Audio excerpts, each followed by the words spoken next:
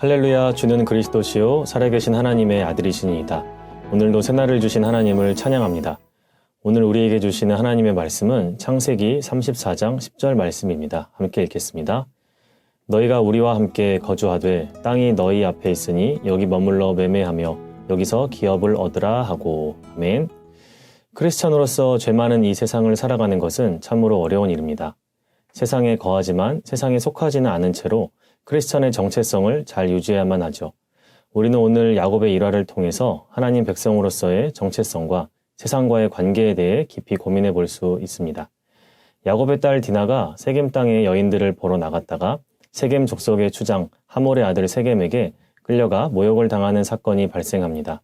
이 사건은 단순한 개인의 비극이 아니라 하나님의 언약 공동체가 심각한 위험에 처했음을 보여줍니다. 세겜의 지도자 하몰은 이 사건을 해결하기 위해 야곱과 그의 아들들에게 제안합니다. 창세기 34장 8절을 읽겠습니다. 하몰이 그들에게 이르되 내 아들 세겜이 마음으로 너희 딸을 연연하여 하니 원하건대 그를 세겜에게 주어 아내로 삼게 하라. 아멘. 그는 이스라엘 족속과 세겜 족속이 서로 결혼하여 하나의 공동체가 되자고 말합니다. 이는 단순한 화해의 제안이 아니라 하나님의 언약 백성이 주변 이방 민족과 동화될 수 있는 위험한 길이었습니다.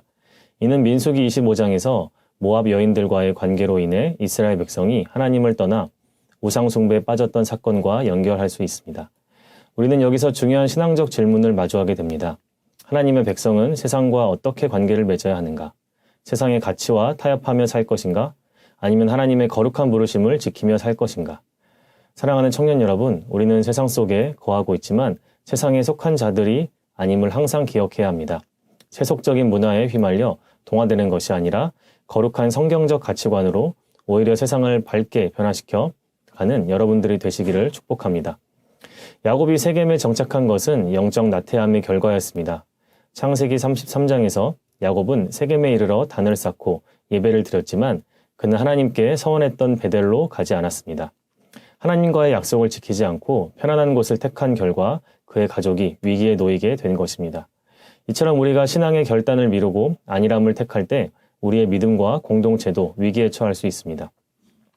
야곱이 베델로 올라가지 않고 세겜에 머문 것처럼 우리가 하나님의 뜻을 따르지 않고 세상의 안락함을 선택할 때 예상치 못한 영적 위험이 닥칠 수 있는 것입니다. 우리 모두는 연약하기에 누구나 살면서 이런 잘못을 저지를 수 있습니다. 감사한 것은 우리가 믿는 하나님이 은혜와 자비와 긍휼이 풍성하신 우리의 아버지라는 사실입니다. 이 일이 마무리되고 하나님은 다시 야곱에게 베델로 올라가라고 명령하십니다. 다시 그를 은혜의 자리로 부르시는 것이지요. 우리도 은혜의 자리를 떠나 세상에서 방황하다 보면 야곱처럼 넘어질 수 있습니다. 그러나 하나님께서 우리를 다시 은혜의 자리로 부르시기에 우리는 믿음으로 다시 아버지께 나아가야 합니다. 야곱도 세겜에서의 실패를 뒤로하고 다시 하나님이 부르신 자리 베델로 올라갑니다. 이처럼 우리도 세상 속에서 실패하여 낙심이 될 때 다시 우리를 부르시는 아버지의 사랑의 음성에 귀 기울여 다시 하나님께 부르신 자리로 돌아갈 수 있다는 사실을 잊지 않길 주님의 이름으로 축복합니다. 기도하겠습니다. 사랑의 하나님, 오늘 말씀을 통해 우리가 하나님의 언약 공동체로서 세상과 구별된 삶을 살아야 함을 배웠습니다. 우리의 신앙이 세상의 유혹에 흔들리지 않게 하시고 하나님께서 부르신 자리로 나아가게 하옵소서. 베델로 올라가라는 하나님의 음성에 순종하며 세상의 가치가 아닌 하나님의 말씀을 따르는 삶을 살게 하소서. 예수님의 이름으로 기도드립니다. 아멘.